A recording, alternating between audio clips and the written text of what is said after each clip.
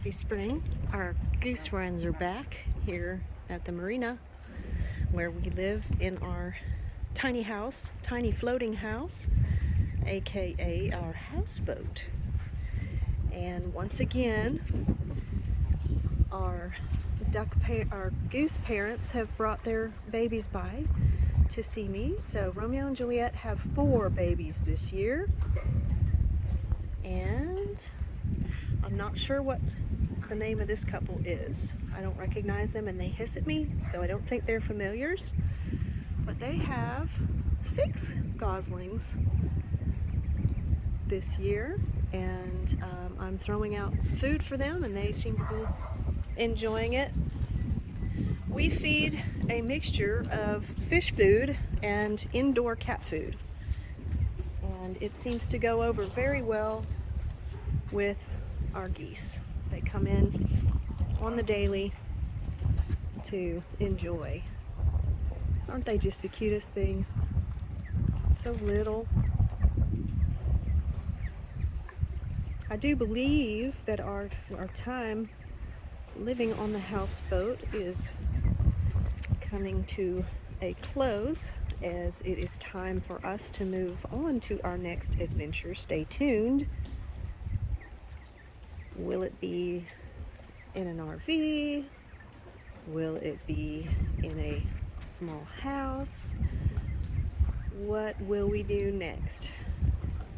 In the meantime, we have really enjoyed living in our houseboat, and you'd be amazed at how much you can fit into 650 square feet of boat. Basically everything that you need. We have a total of 850 square feet of living space, but the second bedroom and second bathroom are for the children. So that's not really usable space to us. So we have the 650 square feet. And I think there's going to be a crash in the market before too long, and people will be unloading their houseboats. It's a very economical way to live. You get to be very close to nature, as we are here at this marina, and we live over freshwater. We very much have enjoyed our time here. I'm going to zoom in a little. There you go. Get a closer look at those little ones for you. So the turtles have come up. The water has finally warmed enough that they can come up and eat, and so we have been feeding them, as well as the ducks and the geese. And our idea of feeding them has become so popular, we believe there are other families at the marina on other docks that are doing the same, and I think that's just wonderful. People have told us that this isn't good for them, that it teaches them to depend on humans, that it teaches them to trust humans, and then that puts them into danger. We have never touched these geese. These 2 here, Romeo and Juliet, they both have bands on their legs. So at some point, they were part of a wildlife conservation effort. The other pair are wild geese, and I think that's why they're more wary of me. But isn't that cute how they all just swim in a line like that? Goslings are just born knowing to stay close to mama. So we'll see if they all survive. That's one of the sad things about it. Every year they show up with 9, and then eventually they only have 7, and then eventually there's 5, and the 5 survive. But, this is nature's way. The strongest survive, and of course there are other animals that need to eat and survive as well. So the very way that this world is structured, whether you eat plant or animal, something must die in order for us to eat. And unfortunately, in the animal world, often it's weak or infant animals. So not to be a Debbie Downer, but it's all part of the circle of life here on planet Earth. And I'm just thankful that these birds trust me enough. This is my 4th spring of them bringing babies in to show me.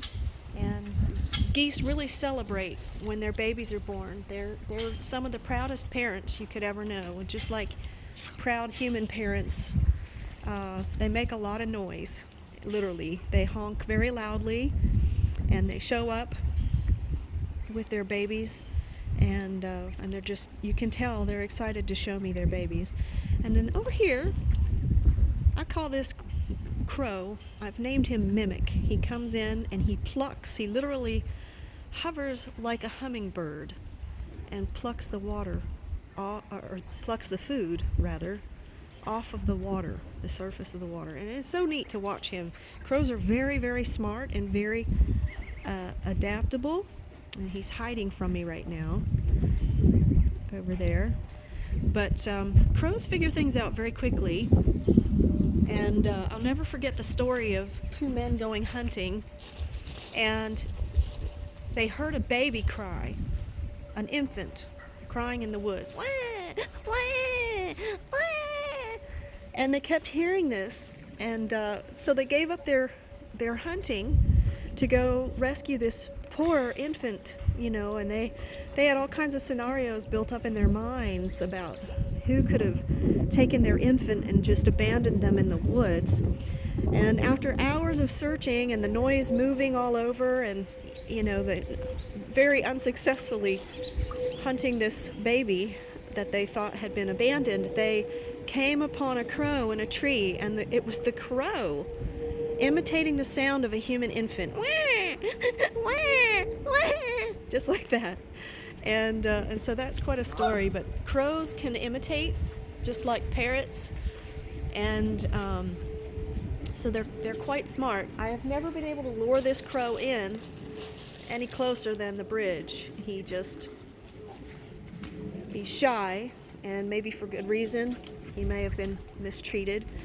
But we do try to keep a healthy boundary with these geese and not let them get too friendly with us. They're not allowed up on the dock.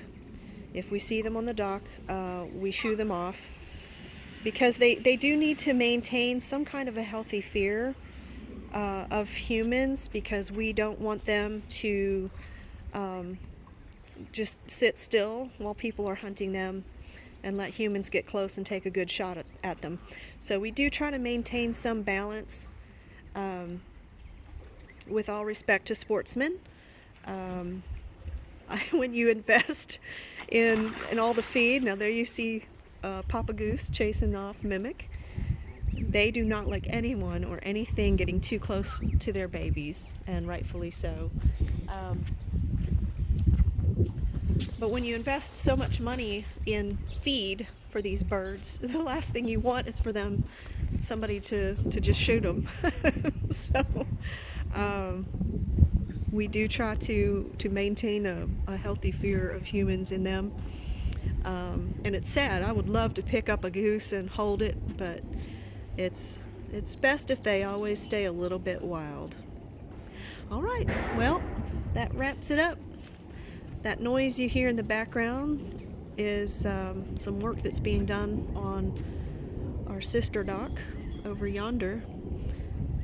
And so that's it for today.